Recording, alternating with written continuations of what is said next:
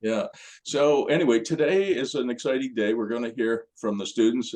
And just before I start recording, I was saying I've seen most of the work in progress. And, as a professor, as a teacher, mentor, coach, you're never really sure if you're getting through to people.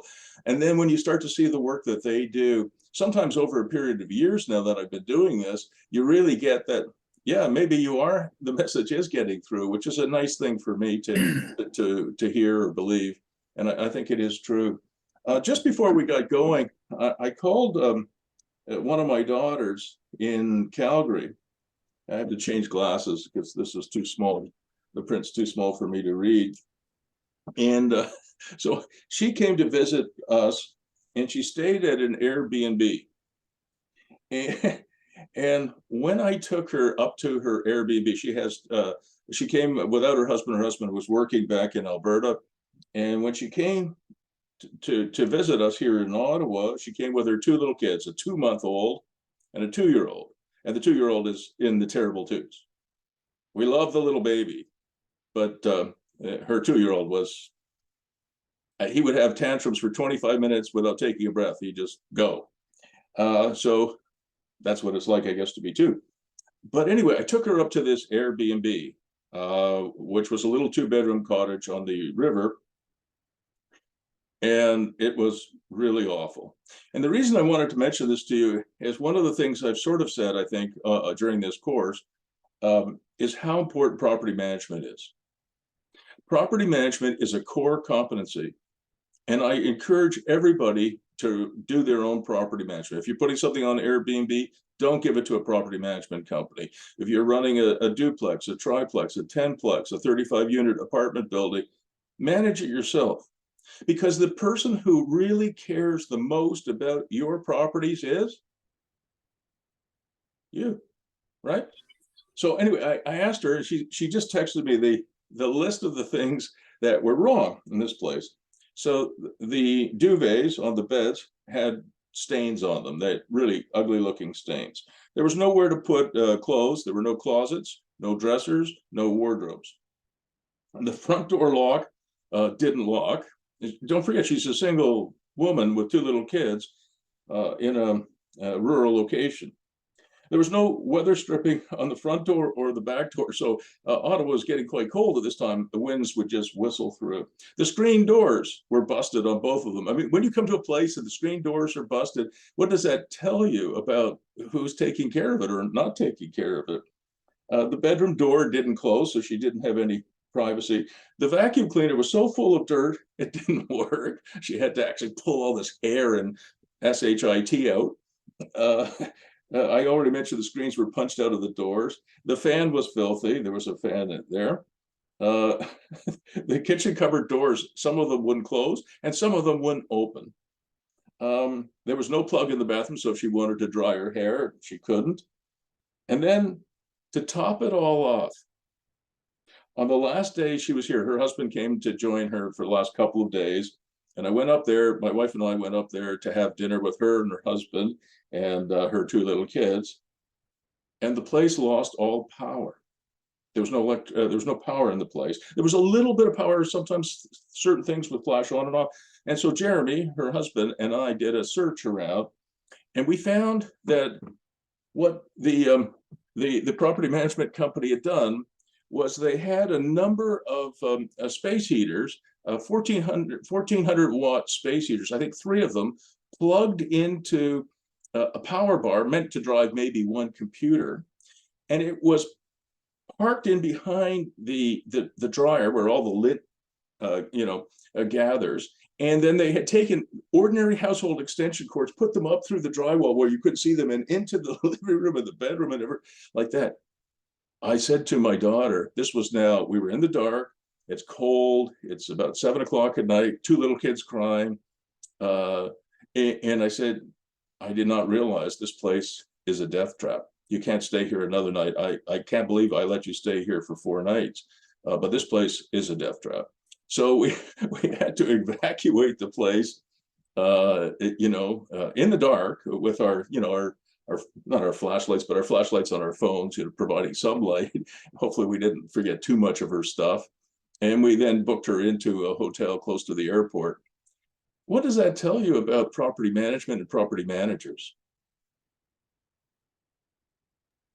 That's They don't give a incredible. damn. What did you say, Daniel? I said they don't give a damn, and she should have canceled immediately. By the way, yeah. In No, future, for you know, future reference, you can that's leave. on me. I should not have allowed her. I mean, just, I just dropped her and the kids off the first night, and I should not have allowed her to stay without me investigating properly. And so anyway, fortunately, there were no serious incidents.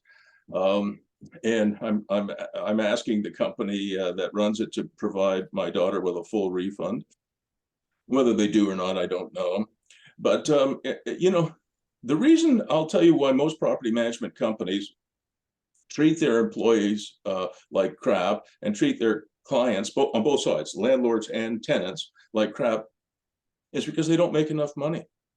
Most property managers, are in a race to the bottom. They'll, some that are trying to make a living will charge 7 or 8% of revenues. And then others will come along and say, I'll do it for 6%. And then somebody else say, I'll do it for 5%. Somebody else will say, I'll do it for 4%.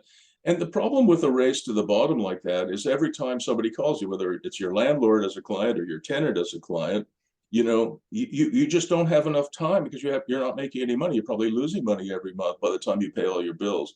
And so one of the things I think I've sent you, at least I hope I have, is what a property management company looks like when it's run properly with all the revenue streams, right?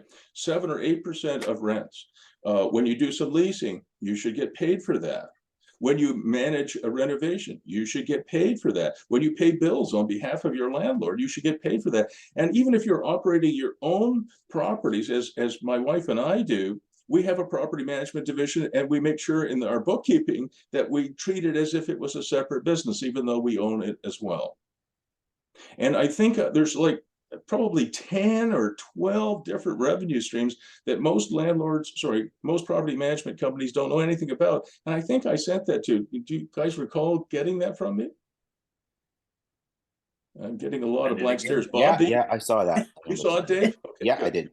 But it is there somewhere. And if for some reason you can't find it, you reach out to me and I'll send it to you. But you should learn everything you can about proper property management, having proper revenue streams for that company, so you can hire good people, so they can spend enough time solving problems. And if you're a property manager and you know what you're doing, you can take on third-party clients. I've got a number of property managers that I coach who have enormous personal portfolios, and they compound that, if you will, by taking on third-party clients, and they do it properly. And if a landlord says, look, I don't want to pay you 8%, I'm only going to pay you 4%, you say, well, I'm not working for below minimum wage. I'm just not going to do it. But thanks very much for the opportunity. Good luck. All right, enough of that. So Carina, I think you were going to do the first presentation, and I'm going to make you the co-host so you can share your screen with us. And I'm super excited. We're going to hear from Carina about her Calabogie subdivision. She's got some great ideas on that. Yes, thank you, Bruce. Hello, everyone. Great to see you. And I was going to say that it would be awesome to go and have a drink with you guys once we're done the course and actually meet you in person. It would be really nice for all of us. I'd like to personally meet you all a little bit better. So thanks, Bruce, for putting this together for us. Okay, so I'm going to share my screen. Can you guys see my screen? Yeah, okay, perfect. So like Bruce said, I'm going to talk today about my Calabogie living project. So it is presented by myself and our company, Creative Development Ventures. Carina? Yes. Sorry to interrupt. Can you make the slide deck full screen? If you go Control F5, it should make it full screen or. Oh, okay.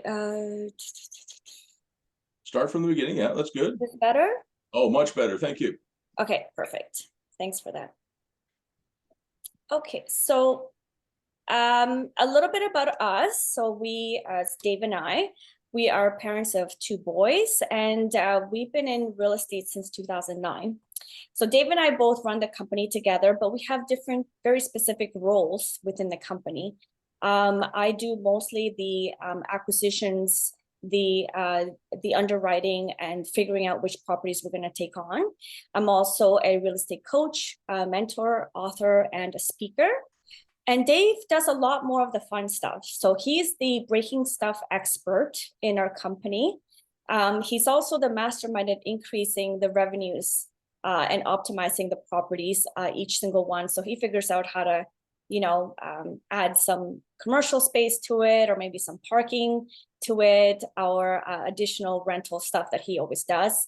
And he's really the relationship and networking guru, AKA property manager. So like Bruce was just saying, you do have to manage all the properties. And even though our focus is land development, it's still, property management is still a big component of what we do, because we do have to manage our properties, of course, because those are the investments that we take on, plus it's an investment for our investors as well. So very important key process in what we do. Our mission is to create beautiful spaces that people can enjoy and thrive in together. The reason why I say specifically together is because we do feel that there is some social responsibility in what it is that we're doing. So I take it very personally, and as very strong in what I do every single day, to make sure that we are really maximizing the spaces so that people can really thrive together. I feel like more and more now people are separated more than ever, and we're living very lonely kind of lives. And I think we can get back to creating beautiful spaces that will allow people to connect more and more. And this is really important for our children in the future. So feel free to put on any questions. I'll try to get to it at the end in the meeting chat, and hopefully I'm going to get through to this, because we don't have a lot of time and I can speak about land development forever. So our project is in Calabogie, which is west of Ottawa. This kind of shows you a little bit of map here about the distance, but it is in Renfrew County. So we are working within the outer realms of the city of Ottawa, less jurisdictions there, and hopefully a little bit easier to get through to this process. So why Calabogie? I had actually been looking at Calabogie since 2016.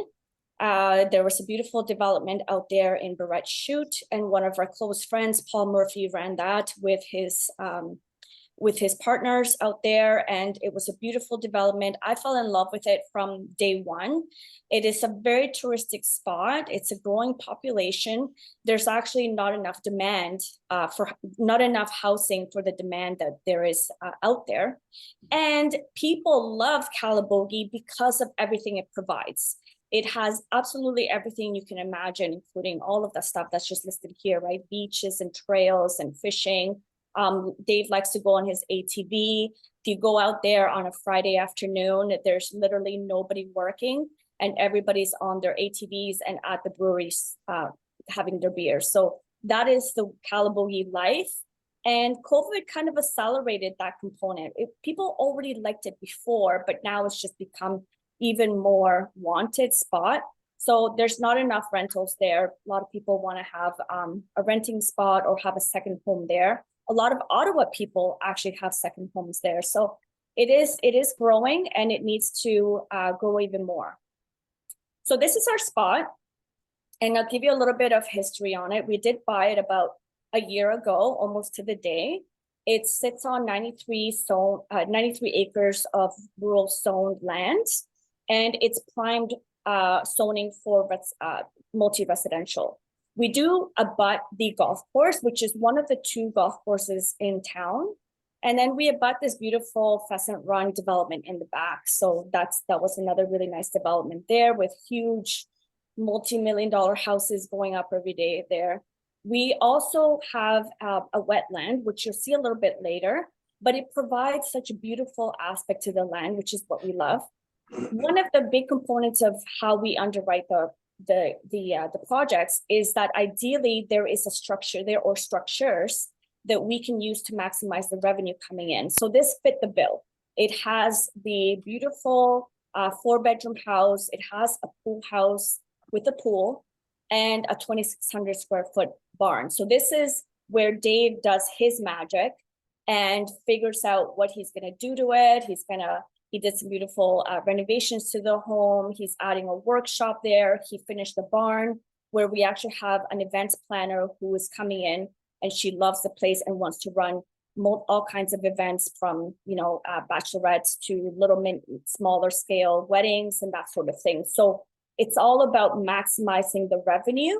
Ideally, what would be amazing and what we're working towards is to have enough revenue to, one, of course, carry the property, but also actually put it towards funneling into the subdivision component, which would be amazing. But the most important thing out of all of this is that the city, the township, is super supportive of what we're doing. And they're also open to having us bring in new ideas into town. One of those is that they had mentioned to us that please don't build another subdivision with multi-million-dollar homes on it. We need housing. So that is one thing that we're trying really, really hard to put together. And this is our reason why we got together with Bruce. So this is just a really little snapshot of what the existing property looks like. I literally just showed up to take this picture. I did nothing at all. So that was all Dave and his crew taking care of the renovation. So it is an Airbnb spot. There's some beautiful trails that I'm showing here on the right, which would lend really nicely to weddings and people doing some photo shoots or that sort of thing, which is really beautiful. So there's a lot of natural beauty in the land, which is what I first fell in love with it in the first place. So that portion of the project is complete. So the acquisition and stabilizing, that is finalized and it is running as is. The next step is our design component. So originally, before Bruce came into our lives, we were looking at a very traditional kind of subdivision. So if you look here on the right, you probably have seen this quite a bit, which is your typical, 1 acre lots, one single house per lot, and an intrinsic little road network within the subdivision. So with this, our architect, and this is part of the underwriting process, is I have them look at it and tell me how much could I intensify the property by. And if you look in the little bottom right-hand corner, it says 63 lots. So initially, when we're looking at the numbers and making sure that we're buying it right, I can see that, okay, there is some potential here to subdivide it. You also see that he's outlined the existing home. So that is one aspect of it, is that I really wanted to make sure that we weren't getting rid of that home, because it's a beautiful home and there's no reason why we need to demolish absolutely everything. So we've worked the design around that beautiful home. But now we have devised a bit of a different plan from what originally was created. So this design is, and what we've coined is less house, more life, thanks to Bruce. And I really love that concept because it really rang bell with what the city was saying to us. And please don't build some more multi-million-dollar houses. We actually need more housing here. So we tasked our architect to have a second look and see how can we actually maximize it, but creating it into more of a community feel. So this was sort of, as you can see, it's very different from the original concept. And what he's designed is more of a pod style, what we've coined that.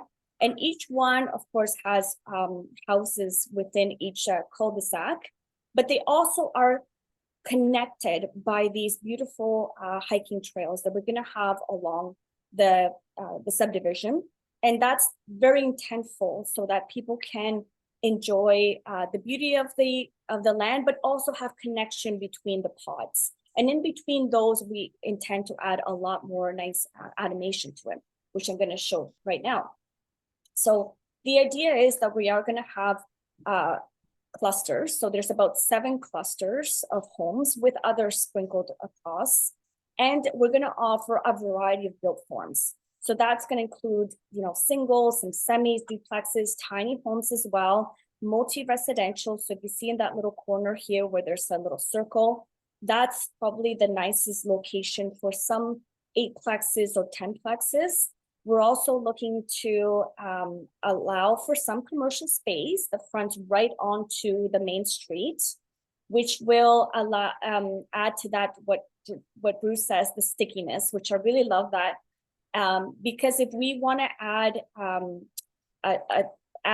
a little bit of animation to this subdivision, but also add a component where people are going to be able to use services, it'll increase their likability to stay in the subdivision and also want to actually build on that subdivision, right? So if we can provide some services and amenities to it, plus the connectivity within the clusters here and a variety of build forms, we're hoping to create that attainable housing subdivision that people will love. And this is what it's going to look like. So we've color coded it here to give it a little bit easier to see. You'll see that in the pink portion, we have a lot of like the house grouping. So that's where all of the different build forms are going to go. And we're going to offer them as you could maybe purchase some of them depending on if we need some funding to funnel into the next phase. We may do some lot sales and use those profits of the sales to funnel into the next phase of the project. We're also going to offer some leased lots, which again will support that attainable housing component, because the people wanting to move into the subdivision will not have to worry about actually buying the land. They'll actually lease the land. So that'll allow for that attainability. We'll also do some purpose-built rental options as well, which is very good for us because we can create our portfolio, but also offer this as an opportunity for investors to jump on in with us. We've also included the amenity space, which will include a community center. We've got a playland or recreational area that will be closer to the middle so that all of the clusters can access it. The trails and the pathways with some resting areas. So the idea is, you know, one mom can go and like meet another mom and just go around the trails and maybe have some benches around it so that they can sit and have a coffee while the kids play, something like that, beautiful. And then also have some driving paths to connect to the golf course. So our friend actually owns the golf course next door, and he's more than open to the idea of us creating these pathways. Community gardens is very big. A lot of people have been telling us that community gardens are something that they would like. And of course, it adds to the beauty of the community feel. So that's something that we're looking to include. We've been talking with people around to see what kind of amenities, commercial services they would like. We're getting a lot of feedback. So we're looking at restaurants, some spas, a cigar lounge, chiropractor. People are actually leaving Calabogie because there's not enough of these services. And so what they're saying to us is if you add these services, you know, it'll help out. And the idea is that it's not just going to be services for people that live in the subdivision, but of course the entire community to access this, which will then also help the services come in, right? Because they need the people in order to use their services in order for them to have viable businesses running. So that's very key. And all the while still keeping that existing beautiful property that is there in order to keep that beautiful environmental feel. So this is where we're at. We are already completed phase 1, and we're moving on to the phase 2. Dave and I have been working really hard on putting an amazing team together. So we have an urban designer who is coming on board with us, and we're actually just starting this weekend to go over all of these designs, and he's going to create the final design so that then we can submit the application for the draft subdivision approval. Once that is completed, which we're hoping is going to be in 2023, we'll be able to move into the infrastructure phase. And then right after that, we'll do some build outs and all that kind of stuff. What is very important for us in our business is to have multiple exits at all the time. So I like to underwrite the projects where we can have minimum of 3 exits. And as you can see here, we actually have those 3 exits. The first exit is actually at draft approval. So we do have a potential buyer who is actually interested in just buying the entire subdivision once it's approved. So we could essentially do that. Probably won't, but we could do that if we wanted to, or we can move on to the next phase, And then at the infrastructure phase, like I mentioned earlier, we can do some sales, some land leases, or actually exit the entire project there as well. And then on phase 3, we can do some build out, which would include some sales of those homes, or maybe some leases, and of course, some of those purpose-built rentals, which would be the holds as well. So there's multiple phases where we can play on and exit or keep whenever at whatever phase we need. So this is what the numbers look like, just to give you an idea of why we feel that this project is a home run for us. The original asking price was 1.6. We got that down to $1.2 million. And we also negotiated an 80% VTB mortgage. So that's at the $880,000 mortgage. That VTB is actually at 5.5% for 5 years with an option to renew for another 5 years. We came in with the closing costs, so the 20% and all of those closing fees that have to happen, which came up to $345,000. We have estimated our subdivision approval will cost us about $485,000, which would mean that we're all in for the project at 1.7 million, just over 1.7 million. Now, here's where the carrying costs happen, right? Because we do have to pay that VTB on an annual basis, and that's where Dave does his magic, right? He has to make sure that the property comes in and brings the revenue, ideally all of it plus more, to pay for this VTB. But counting in that VTB, we're in for that 1.7 million, which would make it at $42,000 per lot. And I put here 40 lots. If you remember before, it said 60 lots of the preliminary design. And if you see now the new design, we're probably looking at a bit more than that. I like to put my numbers very, very conservatively, so I always lower it down. We do have that offer to purchase at subdivision approval, so that could be an exit for us. If we did take on that exit, he's willing to buy it at $100,000 per lot. And so that would give us a gross profit of about $2.2 million in roughly 2-year time frame, 2 or 3 year time frame. So we could do that. More likely we won't be, because we're absolutely in love with the project, and this is why we do what we do, because we're actually passionate about what we do. So more than likely we'll go through the second one, which is sell the lots at infrastructure, and we might sell, or like I mentioned earlier, we might keep, but this is also another exit. What we've done here is we've done a tiered pricing, because some of the lots, could go at a higher sale price, especially the ones that are abutting the golf course or the ones that have water view. Those are probably going to go a little bit more higher, whereas the ones that are more interior or just in the outskirts of the commercial space may go a little bit lower. So what we've done is just put in a more of a tiered selling price points. And so you can see that we'd have a gross profit of about $3.68 million by the time we are done with infrastructure. But what helps us do is it allows us to see what kind of equity we're ingraining by forcing the appreciation of the property. And then it allows us to decide, do we want to go into the next step, maybe sell a few and keep a few and do a blended strategy like that. And this is why we think that this is a home run for us. And we want to thank Bruce as well, because he's really opened up our eyes to just a variety of things. Like you see here, I had not even imagined such animation that we could have done. And it really plays so well with what I was envisioning in terms of creating beautiful spaces that people can thrive in. And so thank you, Bruce, for all of your ideas. And we're actually meeting with our urban designer to tell him all about these ideas and make it happen. So thank you very much. And I would be, if I have time, I don't even know if I have time to take any questions. I would be more than happy to take any of these questions.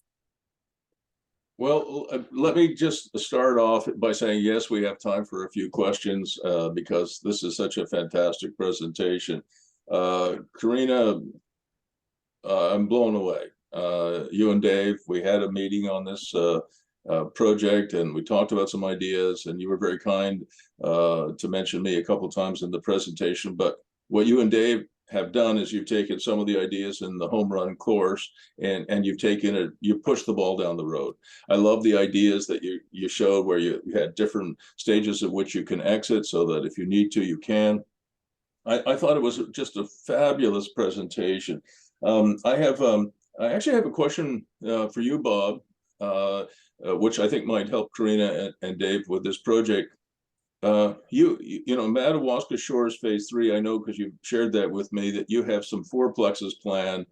And there's a reason that you told me why, you know, because Carina, I think you mentioned some 10plexes, but I think Bob's going to say that, you know, you're really going to be limited to building no more than fourplexes. That's right, Bruce. I had some discussions with my urban planner, my design consultant, and this planner does have a lot of experience, and she got a lot of pushback when they went above fourplexes. There's limitations to septic, also wells, and when you go above a fourplex, then you can expect that you need a much larger lot size. You can expect a lot more demands on approvals to get that through. And what I was advised is that, you know, you're good to go and they approve the fourplex, but when you go above fourplex, be ready for a lot more demands and complications in getting approval. That's what I heard. Yes, thank you.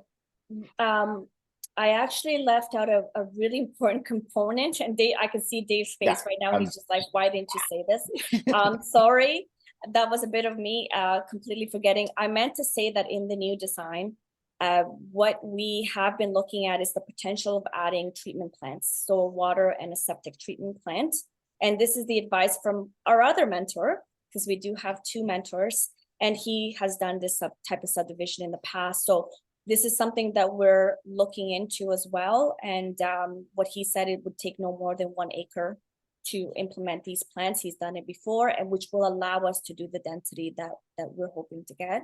And that would allow us to do the 8plex to 10plex situation plus the commercial component. So TBD, I will keep you guys posted. If we have some drinks later on, I will tell you all about whether we're moving forward with that treatment plants or not. So Carina, I understand that, and that's a good point and a strong point that Dave almost made and you did. Not far away, Bob, Paul Murphy at Calabogie Peaks runs a private utility company, but you know, he's running a private utility company that will eventually serve 1,000 units. So there are economies of scale here. Just to give you a little bit of and I'm not saying it's a pushback, just a note of caution, that if you have to, you know, if you want a little higher density, you go with fourplexes. You can get quite good density with fourplexes, yeah. And avoid some of the complications that Bob was alluding to. All right, that's enough for me. Do we have any other questions for Carina? All right, Michael, you're on. All right. The first one, I love the way the cul-de-sacs were, but just remember parking. Cul-de-sacs win in every department except on-street parking. So you have to really think about that. And I've seen them where they make the circle so big and put parking in the middle of the circle, then you solve the problem and let everybody just drive around it. So there's that. And then on the fourplex part, in BC, a junior architect, like I forget what they're called, they don't have the word architect in their name, can do fourplexes, anything above 4. The other big one is you have to put sprinklers in everything over 4 units in BC. So if it's 4, you save quite a bit on that cost. And then the most important one is, how far is it from the racetrack? We are about 10 minutes from the racetrack. No, young lady. We are 5 minutes from the racetrack. I timed it. Well, how I drive is 10 minutes. How Dave drives is 5 minutes. There you go. So here's the thing to think about. Race people that join, and I've been to that track. It's a fantastic track. It's one of the top 5 in Canada. And they have money and they also like huge garages. If you design it with, you can make the entire first floor of every building garages and they will buy it. Being that close, you know, that they will buy it with a suite on there and then a separate rental suite or whatever Bruce wants to animate. But just remember, they like 4, 8, 12 car garages. Holy jeez.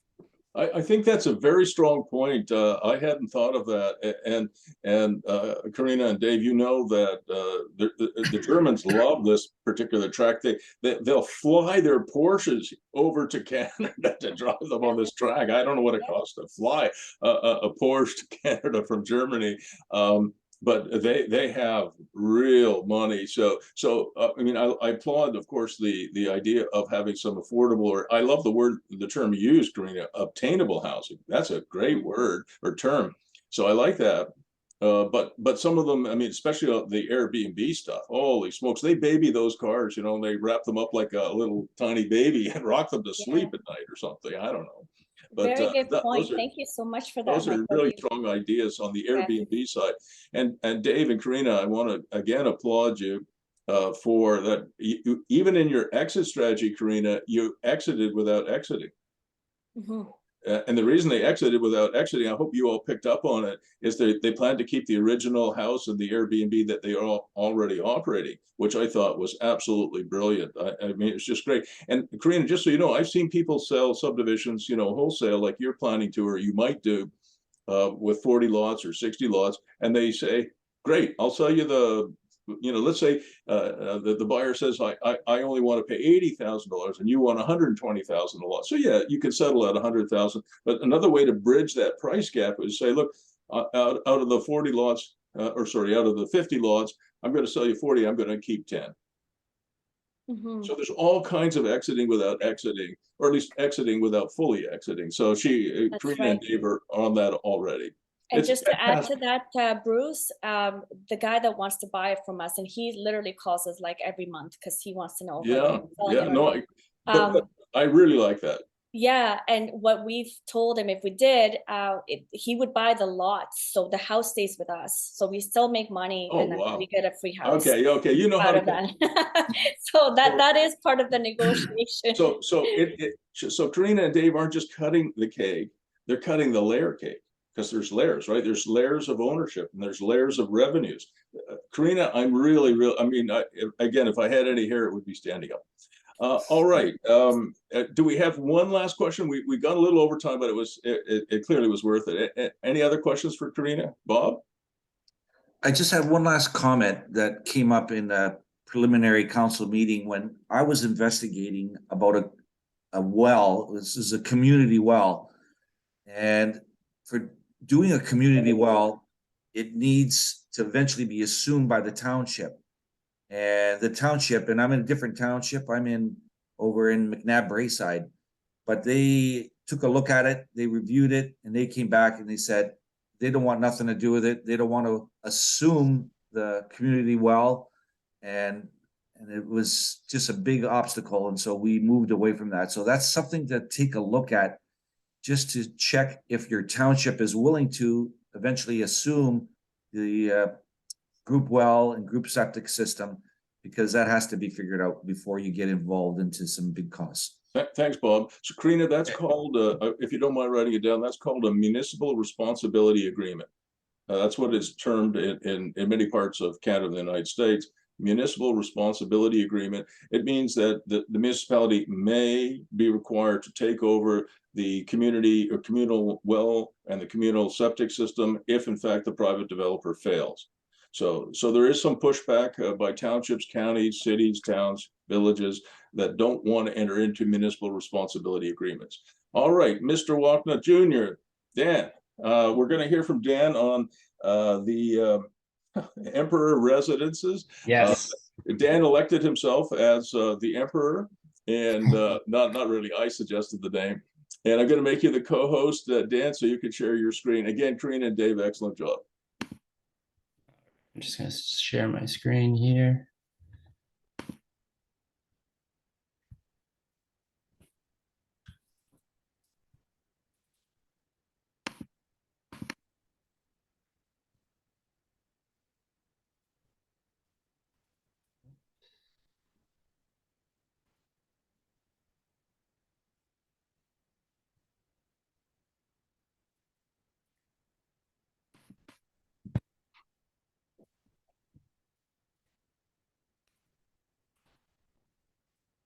All right, can everyone see that all right? Beautiful. All right, well, Carina, that was a very great presentation. I got some big shoes to follow up here with my presentation. But yeah, it's been a great few months. Bruce, I've really enjoyed this course and I've been learning a lot from each and every one of you on this call as well today. So about my home run project called the Emperor Residence, you can see the little white bungalow. It's a property that was purchased about 5 years ago.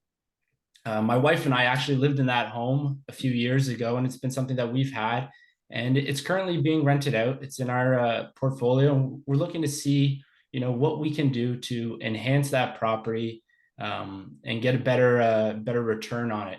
Currently, it is being rented out, and it's just kind of paying the bills, breaking even.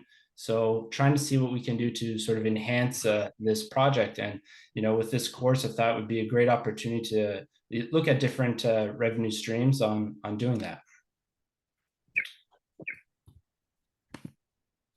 So this property is located in Ottawa. It's close to the Civic Hospital. So about a 4-minute drive from there. 5 minutes to grocery shops. There's a bunch of different ones in the area.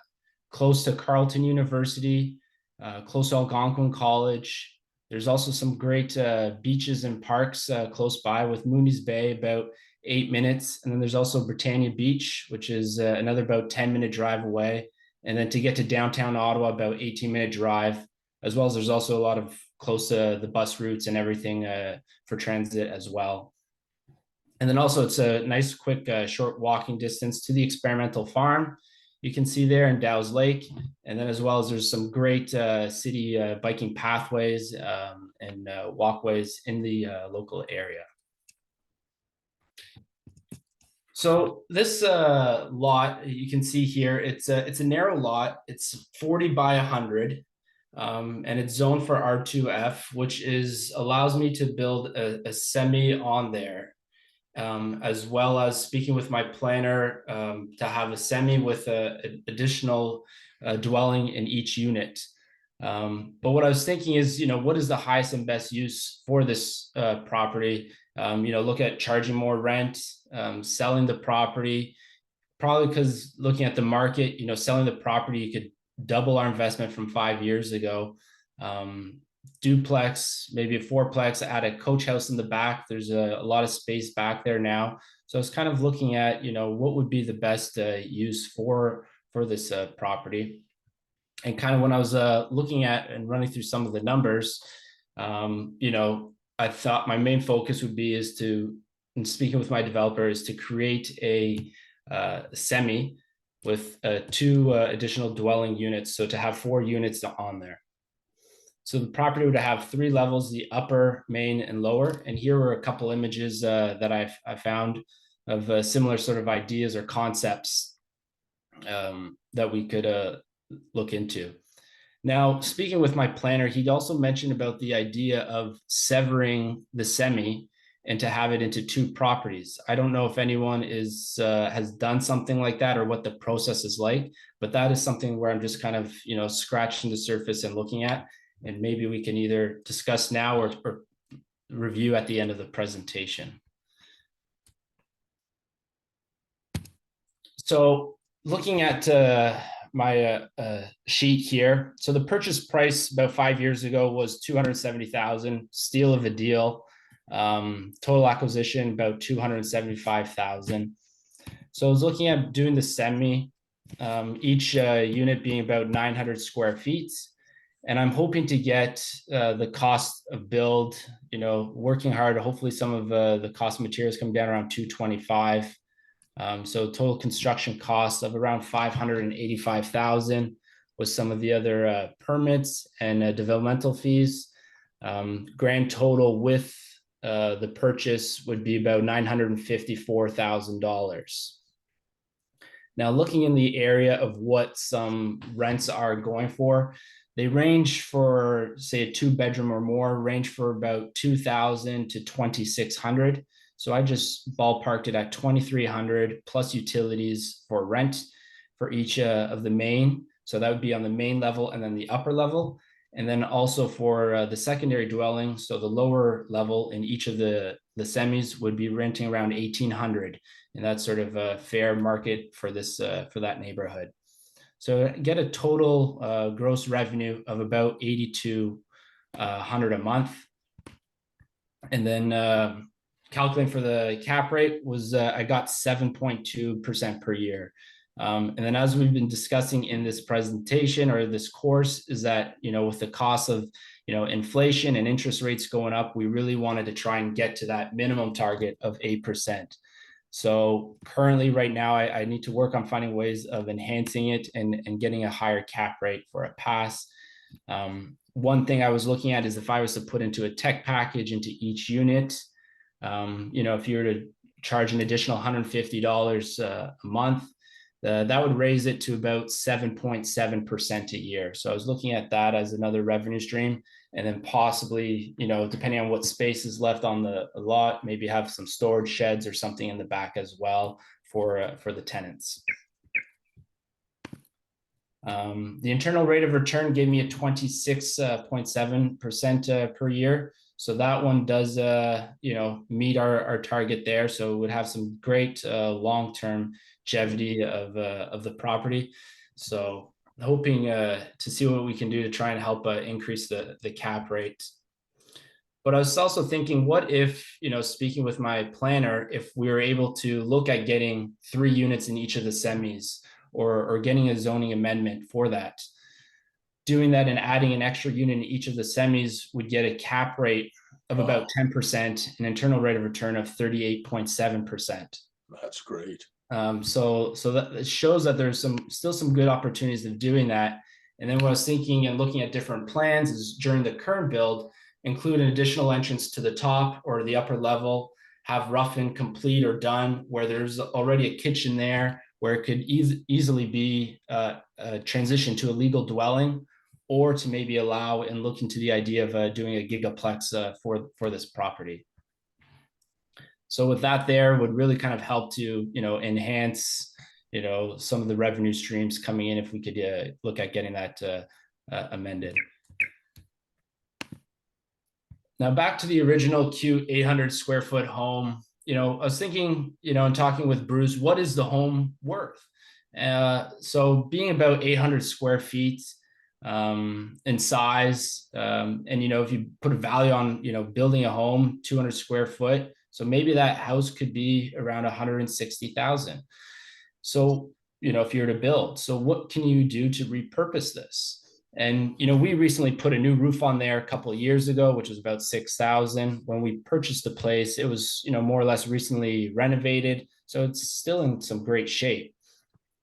So an idea that I thought is to find a rural lot, maybe try and get an acre or so, and for around 70,000, and move the home to the rural area. I called a couple of places of how much it would cost to jack up the home and move it.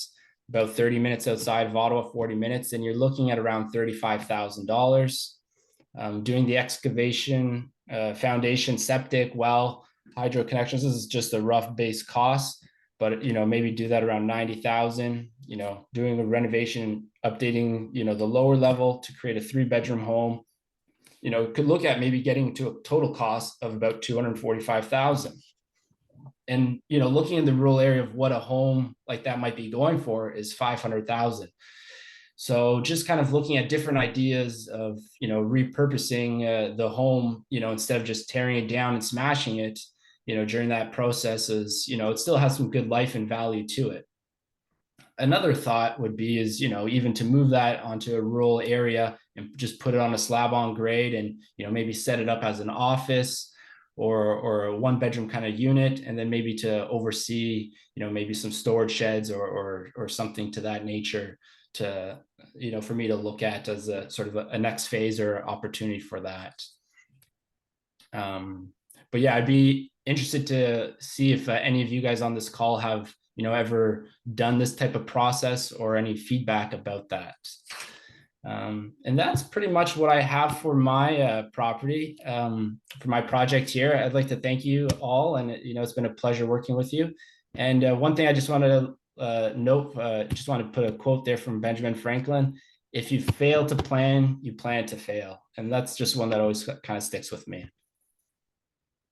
So Dan, that was really good. You know, Bob, you should be a proud dad here, because I've watched Dan over the last, I've known Dan for a number of years now. I've watched him become, you know, a real estate investor, a more mature person, obviously, a good presenter. He's married now. When is the baby due? 10 days. He'll be a father soon. I can't wait. You know, I expect pictures for all of us of the new baby when he or she is born. And Dan, that was a really good presentation. A lot of personal growth in you. You couldn't have made that presentation quite as well a few years ago. That is fantastic. Jake, you have some comments on severance, and you put it in the chat box, but maybe you could expand a little bit on that for Dan. Yeah, for sure. That was actually Paula that made those comments. We were signed in under 2 different accounts because she's on mute watching the kids. So yeah, so how big was were you 40 width on the lot? Yeah, 40 by 100. So would the semis be like back to back? Exactly. It'd be a narrow long. So we don't have any experience with that, but you know, just from talking to Bruce and some of the clients he's coached, Ottawa seems open to things like that. But the front to back, I don't have any.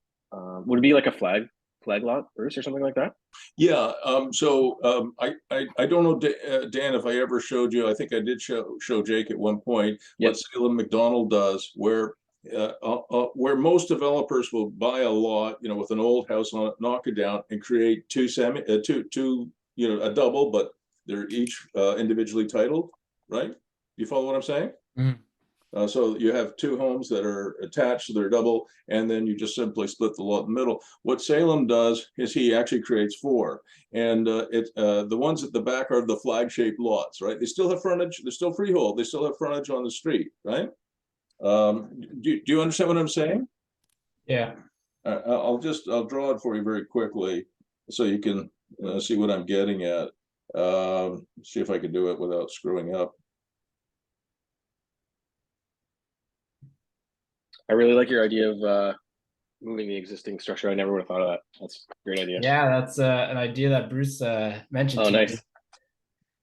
Okay. So what you can see is that what most developers would do would they'd buy the lot, they'd knock down the house, and they'd get 2 lots, 1 and 2, with street frontage here. But what Salem does, and these are obviously with approval of the city, is the extra lots that he gets in behind are flag-shaped lots. So you could do something similar with what you're doing. You'd get 2 lots. One of them would be a flag-shaped lot, and the other would be.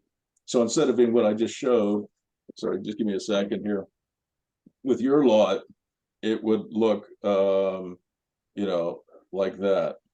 So I'll just make sure that. Okay. Yeah.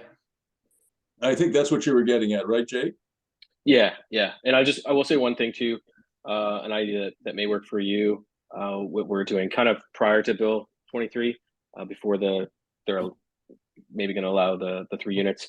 So in the municipality that we're in, we're doing semis. We're allowed to do secondary suites. So we're going to do, and then a micro suite attached to. So essentially 3 units. The way we're doing it, our builds are on grade. There's no basement just because of the water table. So we were going to do like I guess technically a 2nd floor unit, 3rd story unit, and then in behind the garage on the grade would be a micro suite. Okay. Just a little bit, a way to kind of increase the income. Yeah. So I'm quite sure, Dan, listening to that presentation, that you understand all these ideas and concepts. There's no question you've mastered it. And what I really liked about what Dan did was that you guys remember that it's not really a failure when you don't reach the 8% cap rate that we've now set as a minimum target for ourselves. When you're at 6% or 5% or even 7%, you failed but really you haven't. What you've done is you said to yourself, as Dan has done, he's challenged himself to find ways to get him up to the 8%, maybe through storage sheds, or maybe through tech packages, or maybe like Jake just suggested, where you add some micro suites and that puts you over the top. So it's not a failure. It's a success in waiting. I don't know if that makes any sense, but there you go. Dan also threw out the question, has anybody ever moved buildings? I've moved quite a few of them. So we had, when I was doing subdivisions, we always had a sales trailer, but it was really a modular home that we would throw on a site, and we'd be selling out of that place for anywhere from 1 or 2 seasons, sometimes a bit longer. But I didn't throw those away. I didn't just demolish them, or I didn't store them somewhere. I would move them onto lots, exactly what Dan was suggesting, onto rural lots. And, they're still around today. I've got a couple of cottages that I rent out that are former homes similar to what Dan has. And I just thought it was a shame, and Dan agreed, that, you take a building that would cost you, $160,000 to build, and you just bring a hi-ho in and knock it down and throw it away, instead of, picking it up and for $35,000 moving it somewhere and reusing it. Yeah. So it has been done, not just by me, obviously, but by many, many people. Do we have a last question for Dan? Jake. Sorry, not really a question. I was just thinking, I like your project, so I was just thinking about it.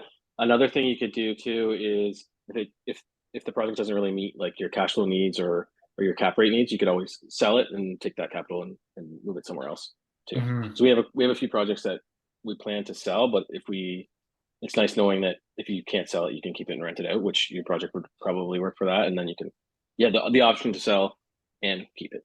Yeah, so that's what my main thing is, I think, to try and keep it as a long term. But then I was also looking at, if you were to sell and then, severing it into 2 lots, and then, has that as an option where you can maybe then sell the 2, different, depending on what other kind of projects or opportunities come up in the future too. But I think just to kind of open and flexible.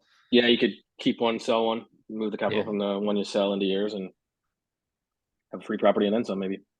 Yeah. That was really great, Dan. Thank you so much. Good job. Dave Wallace, I think you're next. Dave was going to talk about his Montreal Road project, and this one's very, very urban, and I'm really looking forward to it. I got to make you the co-host, Dave, in a second here, so you could share your screen. And I think now all the rest of you guys, we've had 2 great presentations, so they've set the bar pretty high. Okay.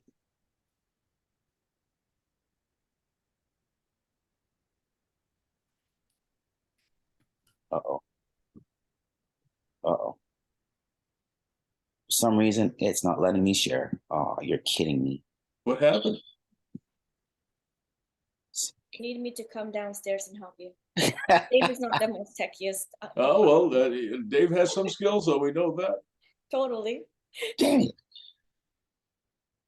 Okay.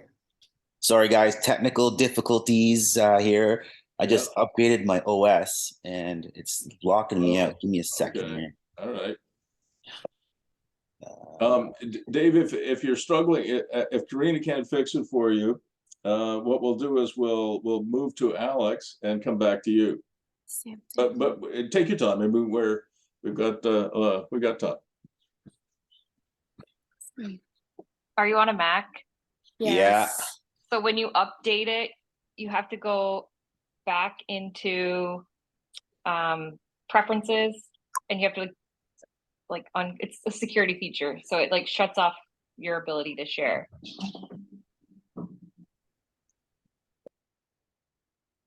So I don't know if you heard that, Paula, speaking through my mic there.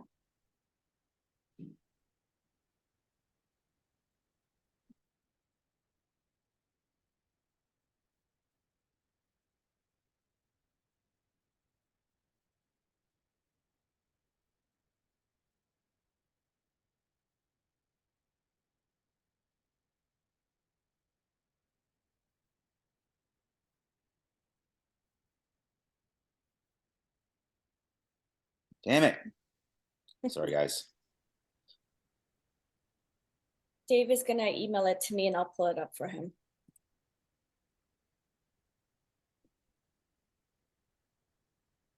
So if you go to the, can you hear me? Yeah. Yeah. If you go to the apple on the corner, top corner, Mhm. go to system preferences, Yeah. and then security and privacy. Yeah. And then it will be, I think it's camera. It might be camera. If you click on camera, is Zoom clicked off? Yeah. Zoom's clicked. Okay, so then check, I think it might be screen recording is another one. And we ran into this before. We were doing a webinar and like upgraded, thought we were all ready to go, could not share it. That's okay. You just just go on the next one, Bruce. I'll figure it out, and I'll send it to Queen, and I'll just piggyback on hers. All right. Alex, is it okay if we come to you now? Sure. All right. Hey everyone. I'm sorry No that problem. Dave's having trouble. Dave, don't sweat it. worries.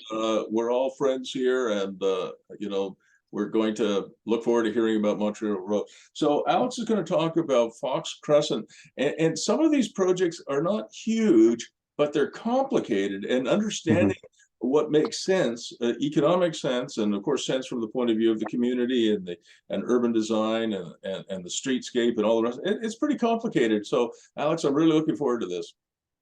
Great. Share screen. Maximize this. Okay, hey everyone. Beautiful. So Dan and I, we have two projects we're presenting, very similar methodology and approach, and it's very, and for me particularly, it's very interesting numbers exercise, since I'm not that heavily focused on the numbers. Dan's a genius at that. I'm more of the designer, and appreciate the context of environments and so on. So the first we'll look at is the Fox Crescent project, and I'll show some images. And so the history, well, I mean, it wasn't a lot of due diligence, I'd say. Like we purchased the property at market peak, and the reason why we bought it is because it's actually right next to a family-owned, very large house, actually. So we wanted basically to own that section of the street, to put it frankly. Currently it's an R10 single detached. There are height limitations in that neighborhood. And what we see, and I'll show you some pictures, the precedent exists because it's former farmland that was divided into long properties, very large properties actually, that there is precedent to develop one home behind the other. So we have that flexibility. There's a lot of people in the neighborhood right now who are working diligently to split their own property. So there's a precedent and pressure to do that as well. So I think it's going to be quite feasible without, you know, much opposition from the city or NIMBYs in that case, because all the neighbors are actually have the same mentality. And it is a higher end neighborhood. So I want to still target families with parents, right, who need them adjacent to them, and possible business in a home. But we're not really interested in kind of a lower rental for this particular property. So let's introduce to the site. The location is on Fox Crescent. So Carlingwood Mall is up here. You're close to the mall. You're actually I can walk to the Lincoln Heights LRT station in 7 minutes from here. So it's actually very handy to get there. You're looking at about 84 feet across. It's an irregular lot. So at the back, you have 54 feet and they're 126 deep, right? And it's quite a gorgeous backyard, actually. Like the summer sun is like a southern light, and you could just kind of melt on the back deck. It's actually a really nice, tranquil location. I actually really like the yard. And then there's quite a bit of a step back, and that's the bungalow there. So the precedents for the highest and best use determination, we looked at what's going on in the hood.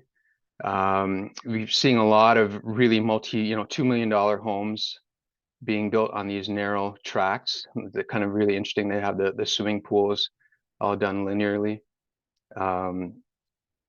We have the precedent of these. This was done over a decade ago So that's the original Fox property. This was a farm. This is the Fox farm.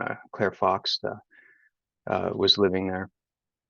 And so one home was built behind the other. There was some neighborhood opposition at the time, but then that passed. And I'm actually glad it passed because it really clears the path for future subdivisions. And I know this neighbor here is subdividing their corner home into 3. And I don't believe there was any opposition. So I think that'll go through, which is actually, I think, pretty good for the neighborhood as well.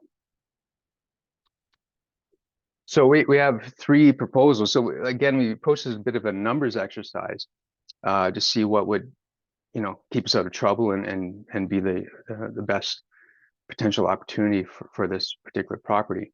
And the number 1 option is obviously leaving let's take a look at the current configuration, which is renting out the bungalow.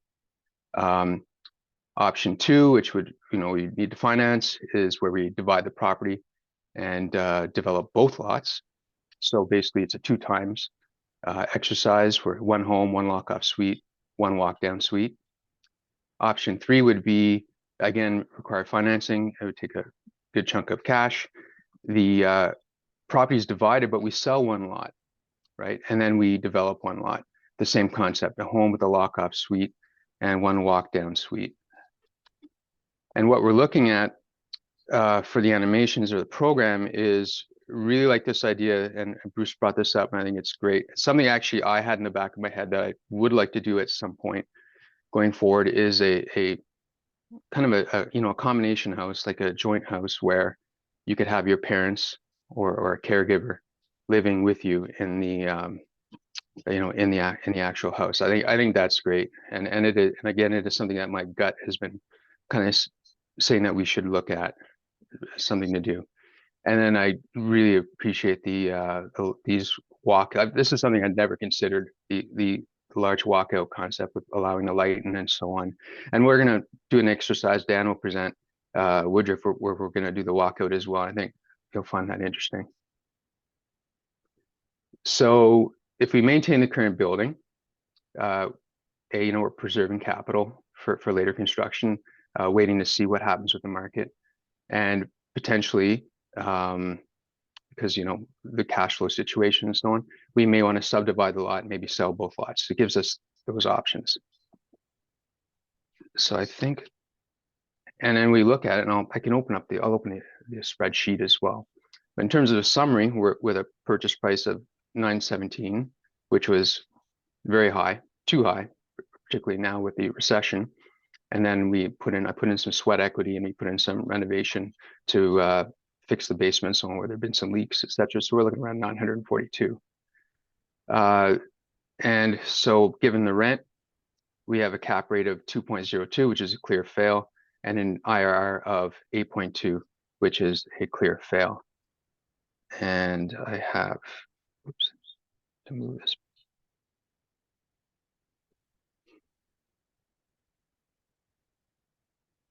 So this won't dwell too long on the spreadsheet, but basically the IRR was obviously improved because we had a huge cash down payment. It was a way of parking cash, quite frankly, at the time. And so the mortgage is quite low. We're looking at a mortgage of 450 at 2% at the time. So we do have, given the cash flow, which unfortunately is a negative. It is a negative cash flow, but appreciation, we're looking at property appreciation of $1 million given the 3.5% per year. And then one leg of the mortgage will be actually paid off entirely next year, which will flip the entire thing to a higher rate of return as well. So if we look at this one, let's get back into the presentation. So the second proposal is subdividing a lot and developing both lots.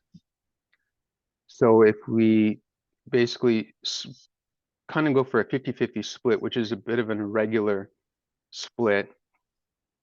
And one thing that I'd love to discuss with the group later is the whole concept of narrow homes development. That's something else that is in the back of my head that we can approach at a later date. but we have two buildings, one set at the back and one set at the front. And basically I actually got to get these people minimized. You know, basically one unit here with an entrance here, and then the side unit off to the side, and then below we'd have some sort of a structure with the walk down and possibly larger. Some rough sketches on my part, but this is the overall concept. This is the numbers. The numbers are pretty rough for this. And there's a reason why Bruce actually did suggest splitting it and selling one lot, which we're going to look at the numbers there, because they're pretty amazing when you do the numbers and see the returns. You know, given construction, you're looking at over $2 million all in to build it. And then you end up with a cap rate of 5.83%. But the IRR, we're looking at negative 1.7, which is a huge red flag, right? For such a project. We don't want to get buried into something like that. So let's, if you open you could consider that to be 2 triplexes.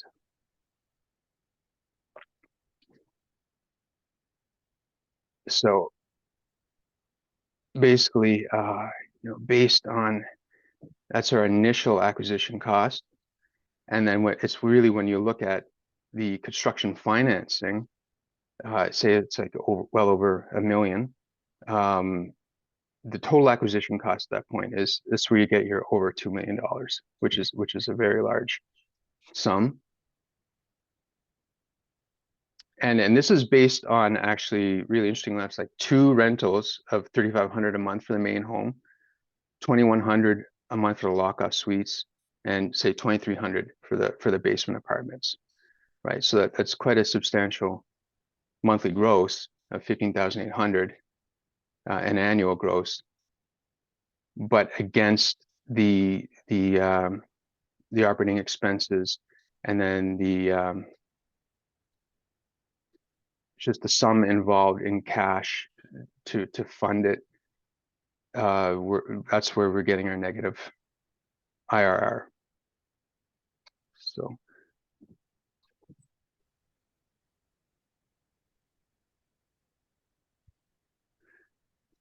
Now, the next concept, where we demolish the bungalow, subdivide the property, sell one lot, and then construct one structure. So same principle of design that we'd explore. Then the numbers do improve a bit. So we were looking at a cap rate then of 3.91% out of the target, which is still a fail, and then 22.7, but approaching our target IRR for this kind of a project, where you actually take about $600,000 in revenue from the sale. So we do have that spreadsheet located here. I don't know, Dan, if you want to chime in on some of the numbers here, because there were some assumptions that we had which could use clarification on. I think we did assume a sale price that we could sell a lot for on line 27 there for $590,000 as a profit. So you'll see that reflected in the IRR, realizing that capital. Yeah. Now, keeping in mind, we do demolish the original house, so I was assuming then that the remaining land itself would be worth $600,000 plus the cost of the new build as a basis for the appreciated value of the house. This was a really important question that we actually had for you, Bruce, not to pull you in the middle of the presentation, but what happens at the point where you tear down the structure, which was the revenue generator, and then it essentially the whole property is repriced at that point, is it not? Yeah, that's a really good question. I actually got asked that question in my coaching practice earlier in this week, and it was a little bit of a different ask, Alex and Daniel, but a similar kind of thing. Like, let's say you bought a duplex for $500,000, and you had back then you had a 6% cap rate. So you bought the duplex for $500,000, and you have $30,000 of net operating income. So that's 6%, right?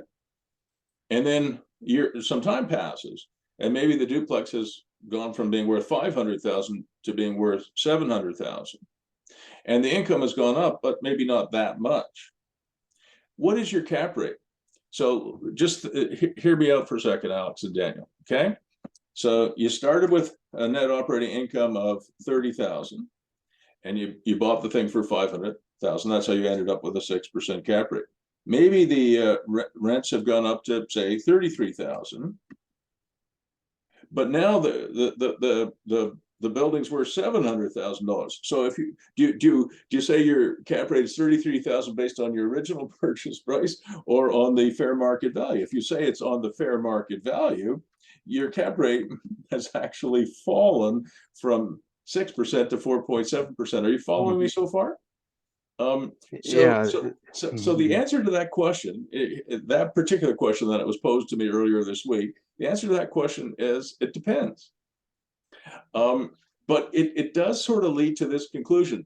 If your property is going up in value a lot and your income is not going up that much, then if you use the fair market value to calculate your cap rate, in other words, your cap rates are changing, then your cap rate is falling. And that sort of tells you that you should be selling that asset if the market is telling you that it's appreciated to the point where you'll make some money and redeploy that.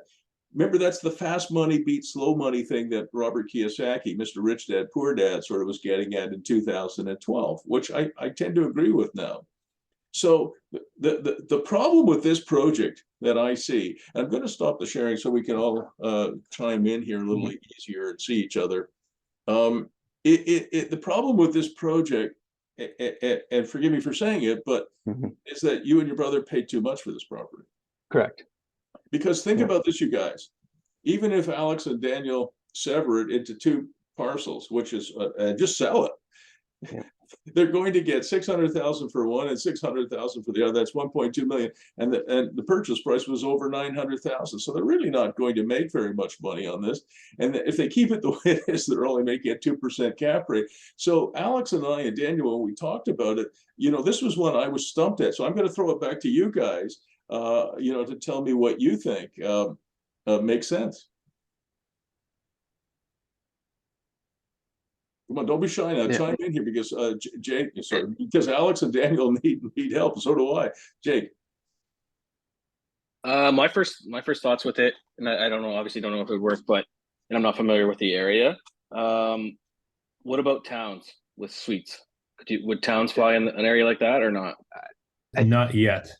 No. Yeah. What about the other idea I had would be like, I think you had 84 frontage. If you did like a 50 or 55 foot lot with semis and then a single family lot, say like 30 feet, 35 feet wide. I don't know if that would fly either. There is another aspect here where we have eventually, not today, but maybe 10 years from now, we'll have the neighboring property. We could put a bunch of towns, assuming the city of Ottawa or Ontario will open it up. So it could be pretty big development for a good row house. But not today. Like towns and stuff wouldn't fly. Townhouses, yeah, like brownstones, let's say something. Yeah, like a nicer finished brownstone style. So I think would that fly now though, at all? Like, or would you get a lot of kickback if you try to do like 84 feet? So if you try to do like say 4 towns with suites, it would set a precedent. It would be a precedent. We could try. I mean, you have Woodroffe is around the block, but this is it's a side street, right? So yeah, or you could, Paula's idea, you could do like you have the frontage, but you have pretty good depth. You could do the towns kind of running perpendicular to the that's a possibility too. That's a good possibility. I like that idea. Actually, it's something I thought about in the back of my head at one point.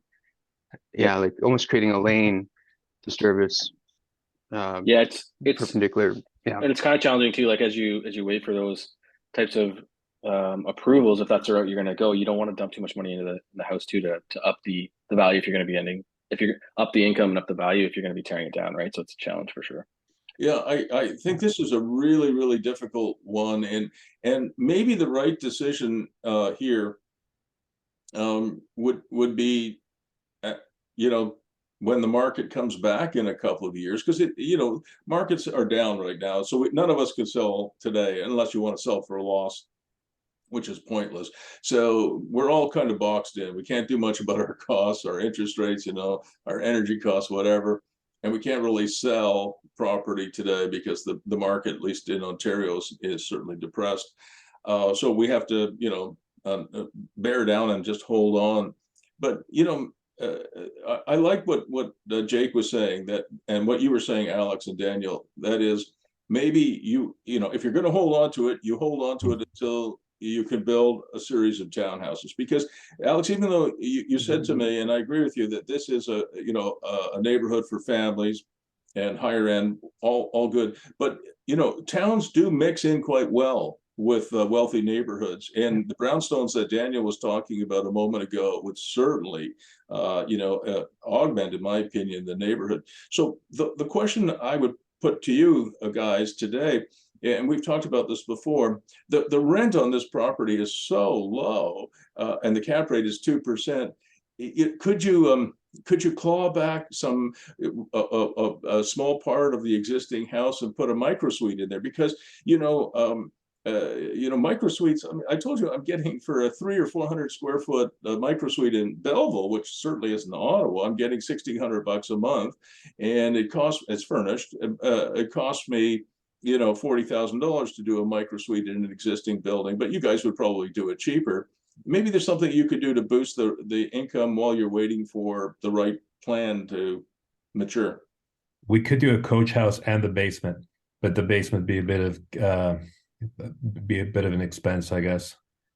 Yeah, so there are options. I don't really want you to spend more than 40 grand. The coach house is expensive. The basement, you remember the Ali Alili plan where you had 3 micro suites in the basement? That was fantastic. But if you just took one room at grade, and turned it into a micro suite, that you could probably do for 40 grand and make some money on it.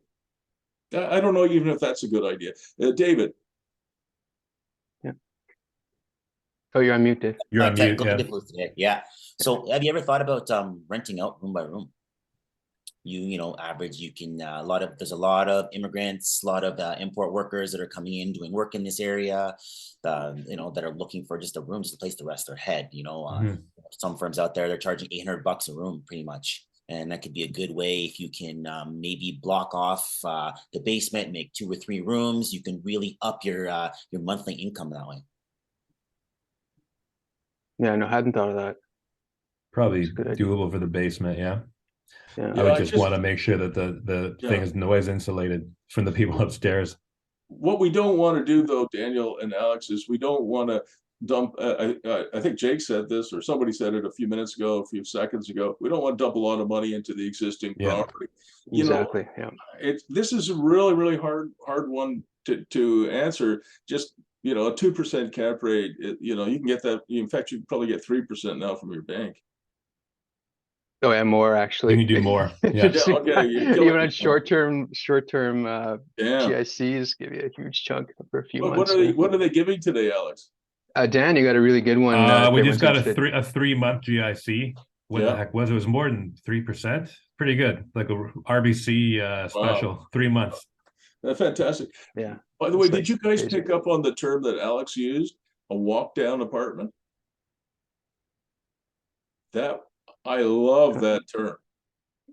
I call it a manufactured walkout, but I like your term better, Alex. Walk-down suite. That may have been a Freudian slip even. Well, if it was Freudian, I like it. Thank you, Dr. Freud. Yeah. That is a really good term. I think you should use it. You should copyright the damn thing or trademark it. Walk down suite. I love it. I'm definitely gonna use it. So I've learned 2 terms today: walk down suites and obtainable housing. Yeah, I like obtainable housing. It's great.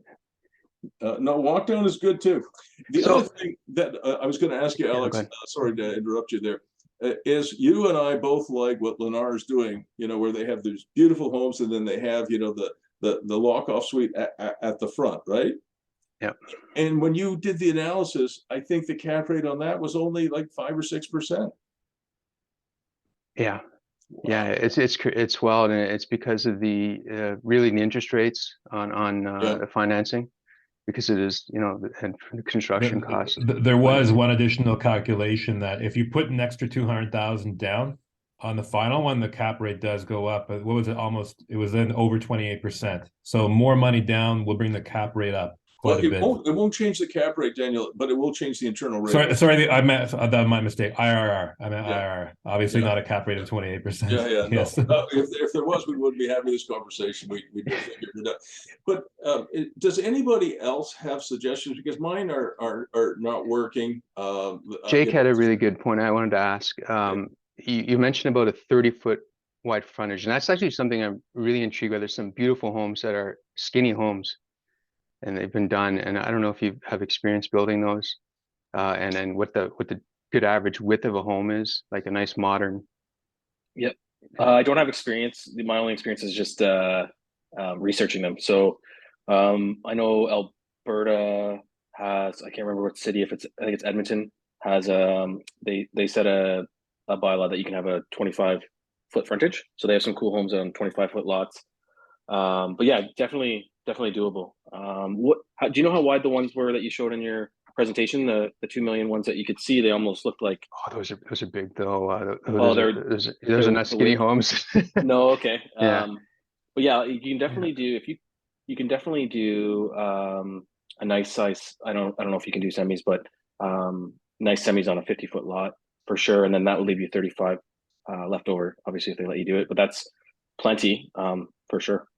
Because there's that irregular section of the lot, right? That could then just be one clean rectangular lot, and then put a skinny home on there, and then have the larger tract to the left. Yeah. Yeah. Okay. It's definitely doable. It just all depends on obviously the zoning and what they'll let you do. Sorry, does the lot touch two streets, like front and back? Oh. No, it doesn't. Yeah. All right. Well, Alex, that was a really good presentation. I really enjoyed it. And the fact that we haven't solved the problem doesn't mean that it can't be solved. I think Jake and Paula are on the right track. And I think maybe the thing to do is just to wait, and when that other property next door becomes available, and if you could build, a bunch of brownstones, either like this along the road, or as Jake was saying, 90 degrees to the road, something will come out of this. Right now it looks kind of bad, but I think the overall advice I would say, after stubbing my toe on virtually every corner of this, is that don't spend a lot of money on this property. Don't. Yeah. We're okay sitting on it for the time being. Yeah, we're not stressing about it. Yeah. All right, Dave, I think you are now ready to go, I hope. All right, unmute yourself, brother, and I'll make you the co-host here. Oh no, you're already the co-host, so there you go. Sweet. Oh, just before you start going there, Dave, keep getting yourself ready there. You may have noticed, guys, I put in a Zoom invite. We're going to do a part 2 of our student presentations on December 7th, starting at 11 Eastern. And that one, we're going to continue to go until we finish them, however long it takes, because it's getting closer to Christmas. So student presentations part 2, part 2, December 7th at 11 a.m. Eastern, 8 a.m. Pacific time. And we're just going to go until we finish. All right, Dave. Okay. Yeah. Well, great presentation, guys, so far. So I'm going to start on my project. So my project is the Montreal Road project. We're coining it. So this is a collaboration with Creative Dev Ventures, which is Carina and mine company together, and my management company, WPM Ottawa. So C6. Oh, sorry, this is not working. There you go. So who am I? All right, so I'm a land developer and project manager in Ottawa. So I work with Creative Dev Ventures with Carina as well. So I retired from my JOB in March. Very happy about that. That's from, we were able to do that through our land development and through our property management companies, which gave us to replace my income. And now we do this full time. So what I typically do, as Carina talked about briefly before, is she gets the properties, and then I focus on maximizing the value in the properties and making them work so that we can get them reappraised to a higher value. And then we take that equity, we take it out and we invest into other projects, and we just keep it rolling. So right now our portfolio has about five different properties in it. I'm doing all the property management, taking care of all of the any maintenance and construction and renovations that have to happen. I also oversee all of the reconstruction when for example, when old tenants move out and we want to bump it up to get a higher value for the rental properties, I'll take care of that. And I'm always looking for innovative ideas to set us apart from the herd. And this is where Bruce's course comes in, which has given us a lot of different animation ideas, as he calls them. So our business model. So what we do typically for these type of projects is we find properties that are undervalued, and usually with a favorable zoning or with the ability to change the zoning. Okay, so medium-sized lots on R4 or an R1 property that can be zoned to an R4 because of the change in the official plan. So we get these properties under contract with a long lead time as possible. During that long lead time, we try to do our due diligence before we have to take any conditions off. And then we'll purchase them before market rate, upzone the property to the highest and best use. And then we bring the project to ZBA and SPA. And then typically what we like to do is like to flip the paper. Does everyone understands what flip the paper is, or do I need to, everybody understands flip the paper? So pretty much flipping the paper. Dave, yeah. You should just take a couple minutes to explain flip the paper. I know Michael understands that, right, Michael? Yeah. Sorry about that, guys. Sometimes I just start babbling. I don't have so much time, so maybe. No, you're doing great. Just explain what you mean by flip the paper. So flipping the paper is something that that we have came up with that works for our strategy. So what we have multiple properties on the go right now, so we can't take all of them. We can't take all of them to the end. So what we do is we get it to the highest and best use, and then we try to sell it off to the developer, and we flip them the paper, and then they can go ahead and take the shovel-ready project, and they can bring it to fruition. And that's what we basically call flipping the paper. So we get the building approved, we'll get the site plan, we'll get the zoning amendments, anything that's required. The project is ready to go. All you have to do is get the demo permit, and they can start building. All right. And then can I just add a note on that, Dave? Yeah. I love this model for Dave and Carina because they have skills. The average builder hates dealing with cities. Yeah. They just hate it. Michael does this very well where he is. You and Carina do this. Jake and Paula do it. Dealing with cities is a long, difficult, costly, frustrating process. The average builder likes to hammer nails and saw wood and build stuff, not hassle with planners who are brainless. So this is a great model, and it forms part of your business, not all of your business. Pretty much, yes, exactly. And this is the parts that we do. So like I said, some of them we actually built to fruition, and that's the Calabogie project that Carina had the great presentation on. That's the one that's going to go all the way. All right. And hopefully we make a good enough profit, sizable profit. We'll take that money, we'll pay ourselves first, and then we'll take the rest of the money, we'll reinvest it into other projects, and then we rinse and repeat. Keep doing that. All right. So this is the project that we're going to be talking about. This is the Ugly Duckling.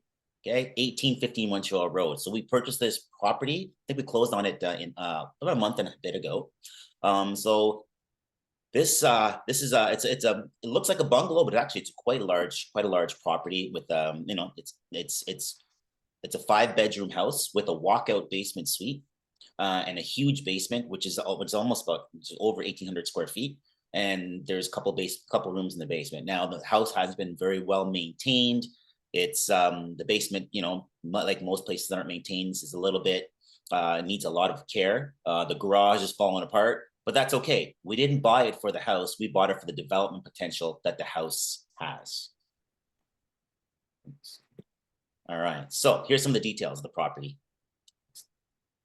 So the address, all right, 18 Montreal Road. It sits on a lot size. It's 184 by 415. It's an irregular pie shape, as you can see in the picture here.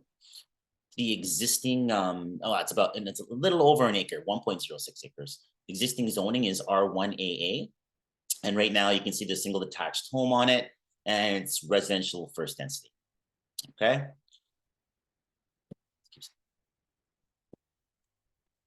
All right. Why this property?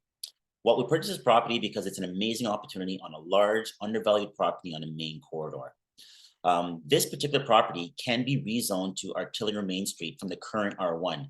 That is a huge uplift in zoning. We're basically going from one of the lowest densities possible, which is an R1, to an Artillery Main Street. This is a huge, for us, money-making possibility. And one of our goals is to create a community development. And you know, we love to create communities, beautiful buildings that people can live and share. And this is one of the things that we strive to do. And this gives us the opportunity to do that. All right, this is the vision. We're going to turn this ugly duckling into a swan. So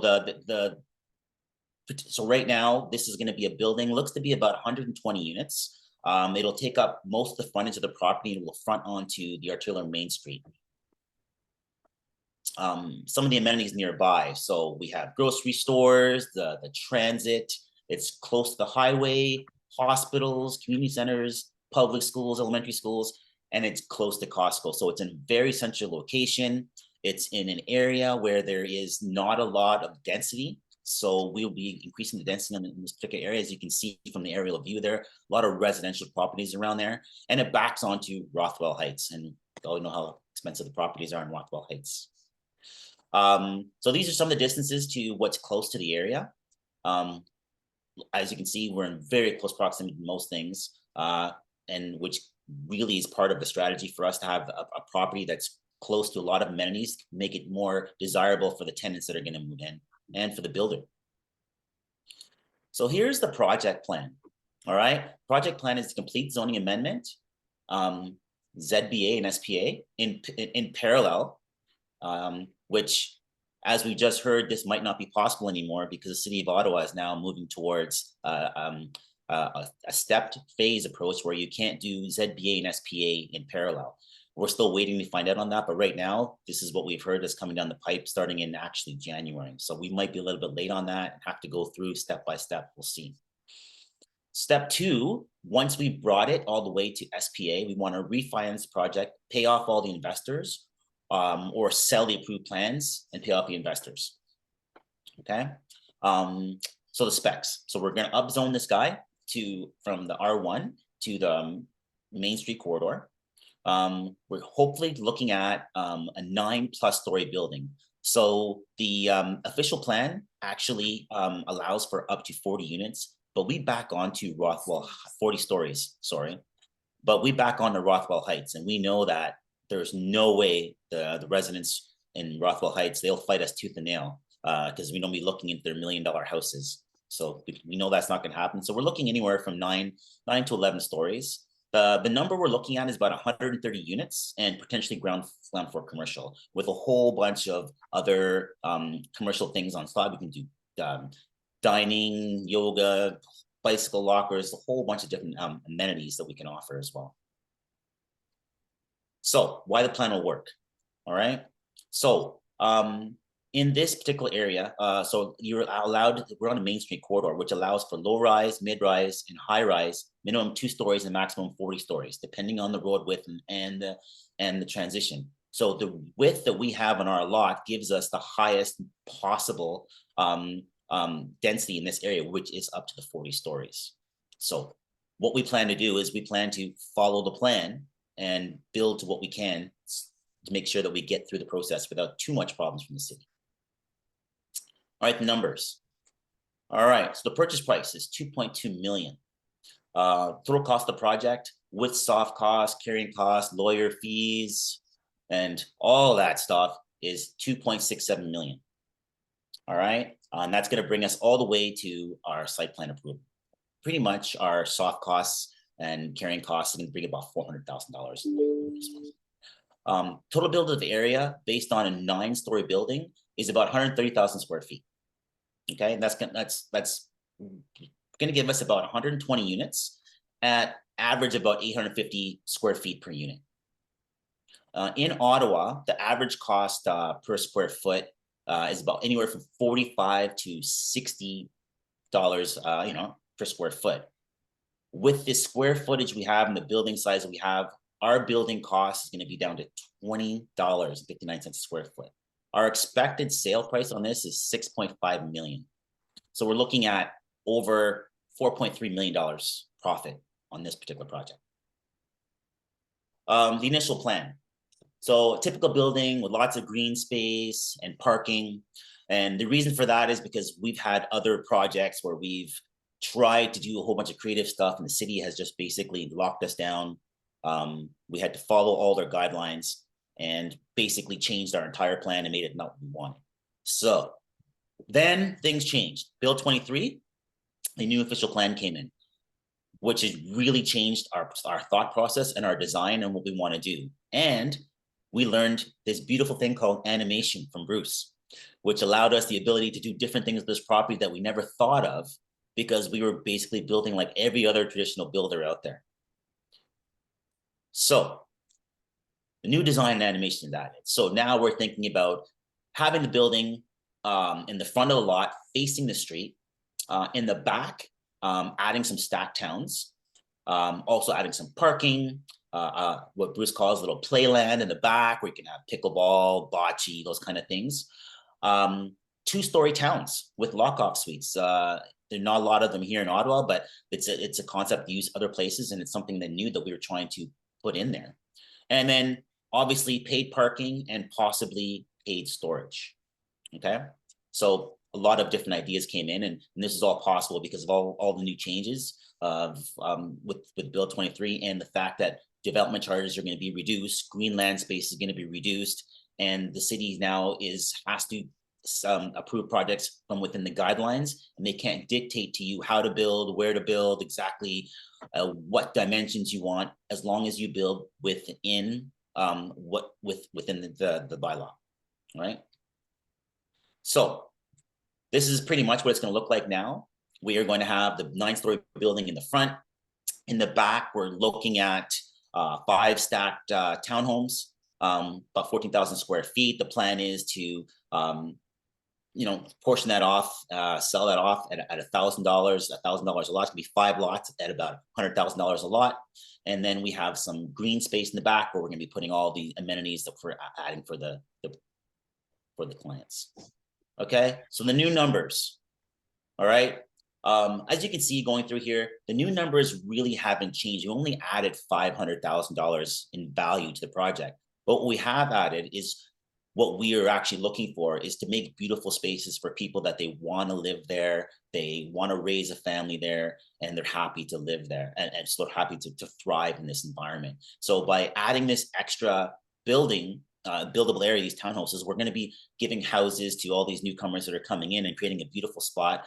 They will have the building on one side, have beautiful Rothwell Heights on the other side. And it's just what we're looking to do is to just create more opportunities for everybody to get into a new house. All right. What to do with the property in the meantime? Okay. So as we saw with the previous presentation, we have this house here. What are we going to do with it in the meantime until we get to all these approvals? We can do a renovation and try to, cut down costs as much as possible, get the house to rentable state, and then rent it out. But that is going to take months to finish, and it might not even cover the mortgage that we have on it right now. The vacant house tax is being introduced by the City of Ottawa. We all know that this is coming. Your house is going to be vacant for so long before the City of Ottawa tries to take more money out of your pocket. And we also have to pay for those carrying costs for the property. So, options. So the options are to fix it up, rent it out. We can Airbnb the house. We can rent out rooms. And I know I discussed it before. We have an open house right now. We have 5 rooms with the possibility of locking off the living room area, putting that into a room. And for us, the cost would not be very high because we're looking pretty much at putting up a wall, doing some drywalling, a lot of lipstick, and then off we go rent the rooms out. So that's one of the options. Another thing is maybe tear the whole thing down and use it as a parking lot, okay, or a storage area. And one of the other ideas that Carina came up with is just putting up a big billboard and advertising because we're on a Main Street corridor, a lot of traffic, and we can make some money that way. So that's pretty much what the whole presentation that I have. We're still looking at all our options. We haven't come to a final decision on what the final look and feel is going to be. We're talking with developers and designers right now, and we're trying to get this to a point where we're comfortable with the decision and we can maximize it. But for us, the profit margin is very high on this. The city is open to all of this new development, and it's needed.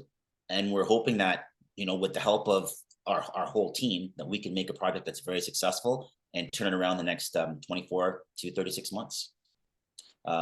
Thanks, guys, for listening. Does anybody have any questions? Well, I'll start off again, Dave. That was a really good presentation, a little delayed, but a really good presentation. In terms of the interim use, I think it is important to have some interim income. You know, I went through that for you in the course. Yeah. And even a very small amount of interim income can make a big difference in your eventual internal rate of return, which is going to be fantastic anyway. Yeah. But I think for you, this is probably not an Airbnb property. This is probably something where you have 6 or 8 rooms. You rent them out for $850 each. 100%. And you're good to go. I think that's pretty simple. So I think that you should probably do, and the winter time is a good time to do it. And there you go. I really liked the fact that I think all of you guys grasp the importance now of walkability. You know, when I was a young person, you know, Dan's age, you know, everybody kind of wanted a house in the suburbs as big as they could possibly get, you know, away from everything. And then we all found it was very isolating, which Carina mentioned earlier, and I think many of us have talked about. So the idea of putting a project on Montreal in a very urban condition and making highest and best use out of it, I think everything you laid out was great. But you can, from there, you can pretty much get anywhere within 10 minutes, right? Yeah. I mean, you've got everything around you. So I really liked that. You know, think about this. You know, imagine by the time that they're finished with this project, they probably make about $4 million on it, you know, gross profit. That is a future shaping, you know, event in their lives. And something else I didn't see in when we were discussing it in draft form, I didn't see it, Dave, but you also got the numbers right, in my opinion. So one of the things I would just like to bring to everybody's attention, then I'll turn it back to you guys. One of the things that Dave and Carina do understand is that a developer will come along and say, okay, I want to buy this. I'm going to pay, say, $6.5 million. How many buildable square feet can I get for it? So if you take the last number that Dave showed, 6.55 million, 6,550,000, I think was the number. Yeah. And you divide that by the number of square feet that are buildable, not land area, but the amount of building that you can do. It was 130,000 in the big tower, and then 14,000 square feet of stacked towns. So that works out to, help me out here, 144,000. So if I divide 6.55 million by 144,000, I get that a developer would be paying $45, approximately $45 per buildable square foot. Again, a decade and a half ago, Dave, they were paying $20. And then a decade ago, they were paying $40, and then today they're paying $60. So when you average it down with those stacked towns in behind, you would be selling this project for around $45 to $46 per buildable square foot. That's a very good price. And so I think your $6.5 million, a little bit over that, is very viable. It's achievable. And when you do it, take us all out for dinner. For sure, 100%. Okay, over to you guys. Anybody questions? Any questions, anybody? Yeah, go ahead. Hi, Dave. Dave, I just wanted to pipe in just for a couple of things. It's amazing that on main arterial routes that the city will now allow up to 40 stories. Yeah. I heard, you know, that they were allowing, like on Bank Street, they were going to allow like 14 stories up high. But to go up as high as 40 is quite amazing without any big zoning changes. And I'm just wondering about parking restrictions. That's a big, major building. Do you foresee or have you looked into any parking restrictions, and if that's going to be anything to slow you down? Yes. Yeah, Bob. So we were actually just talking about this a little while ago. Right now, currently, it's 1.2 parking spots per unit, and we're looking into this, trying to get that, see if that number has gone down. You know, the city of Ottawa, we're close to a transit station, and we know how the city they hate cars. Right. So, you know, they're putting up buildings now with 0 parking spaces in them at all. And people are renting them, which just blows my mind. So even if we can get down to 0.5 per unit, you know, we'd be able to work with that. So we're still looking into that, Bob. We're hoping to get a number soon, because it is a big worry for us as well, because we have to provide this space. But we do have we are thinking already of underground parking, and there will be some outdoor parking in the back. I mean, if you saw back that original sketch. And going back to the 40, well, I think the 40 is a pie in the sky. They put it there, but they'll never give it to you. Right? So Dave, just before we get off that point about parking, a couple of things I'd like to say. Edmonton has gone now in the last a couple of years to 0 parking. If you want to build a tower and provide no parking, that's up to you. Do it. I wouldn't do that, because you know you do need some parking.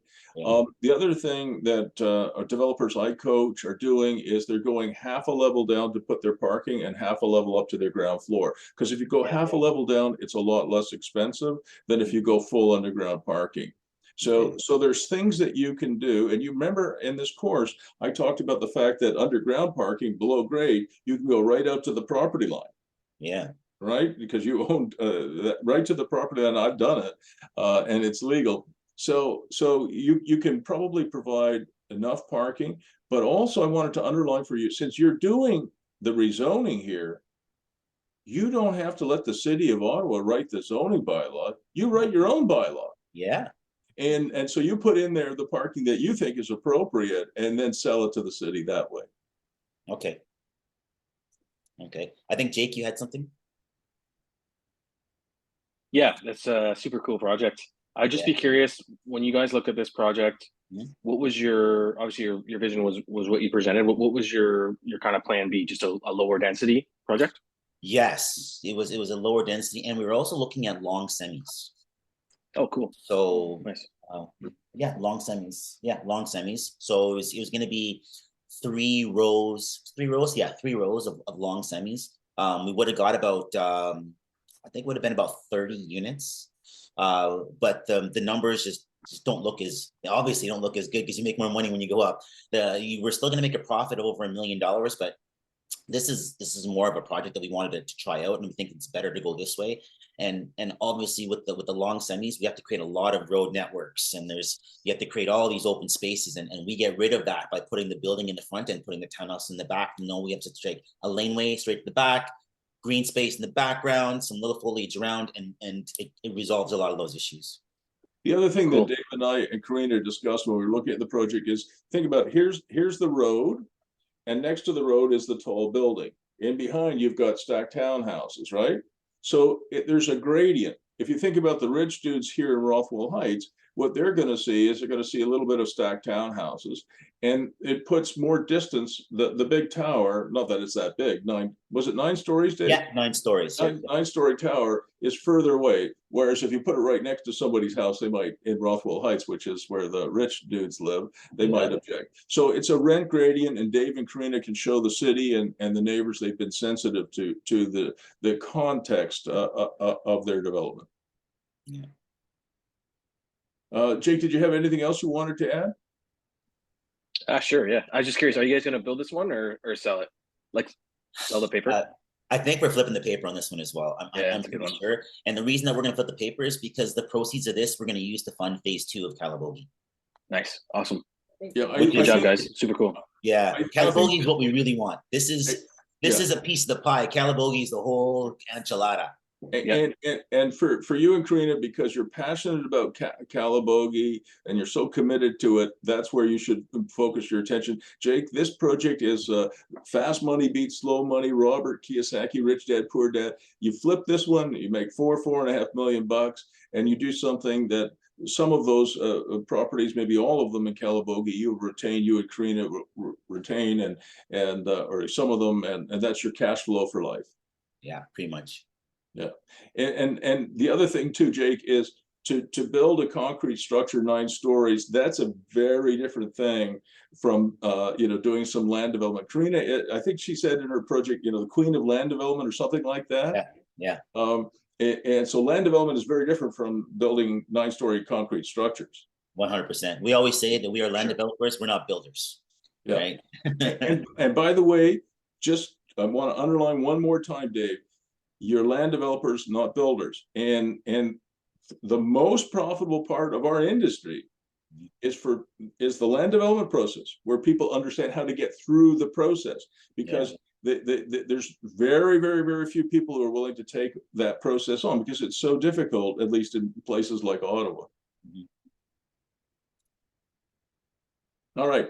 We're almost out of time. When we get together, I hope you guys copied out of the chat box the Zoom link and the date. It's in the chat box, because when we stop recording, when I stop this, the chat box disappears. We're gonna get together one more time. Like I said, we're gonna start with you, Bob. Presentation number 5 is Bob Walkna, who'll be doing Madawaska Shores Phase 3. And then Daniel, you'll be doing your Woodroffe project. Jake and Paula, you're doing your Agritainment use. Michael's got a couple of projects forward in Gibbins. These are multi-res in British Columbia. And Jessica isn't quite sure yet what she's doing, but she'll have something for us when we get back together again, December 7th. One last thing though. Dave, is Carina still around? Both here. We're sharing now. Okay, I thought so. Yeah. Carina, He's cloaked. You should say land development queen and tech queen. So Carina, in all seriousness, when you said we should get together for a beer, I am taking a group. Aaron Markle, you remember Aaron Markle, the builder who was on our course? We're taking a group to Merida in February. I think Jake and Paula are coming, and there'll be other people there that you know. So we're going to spend a week together in Mexico in February. Nice. We're going to talk real estate in the morning, from 9 until 1. I've reserved a beautiful hotel in downtown Merida. Merida is the capital of the Yucatan. It's the ancient home of the Mayan people. These are little tiny people. They love kids. It's a very safe city, a city of about 1.3 million. Great culture, great food, great music. It's not a party town. It's not a beach town. If you want that, you have to go to Cancun. But it's a beautiful town full of history. And so we're going to get together in Merida for a week. We're going to do real estate from 9 in the morning till 1. We have this beautiful hotel right downtown. I rented the whole thing in Centro. And then we're going to do some adventure tourism in the afternoon. We're going to see ancient Mayan ruins. We're going to see a Mayan village. We're going to go swim in a cenote, which is an underground spring. We'll do some really fun stuff. So I'll be extending an invitation to all of you. If you want to join us, you're more than welcome. And then we can have our beer. And by the way, February in Merida is 32 degrees Celsius. And Ottawa is about -20. So you watch for that. When I get a moment, I'll send you the invite. Great. Sounds Thank good. you. All right, guys. That I'll see sounds you all very on great. December 7th. And then we've got the final exam December 21st. And if you want to come to Merida, that's February. See ya. Thank you, guys. All right, See you, everyone. excellent Congratulations. presentations, everyone. Great presentations. Thanks, everyone. Really good job, all of you guys. Fantastic presentations. Thanks. Bye. Thank you.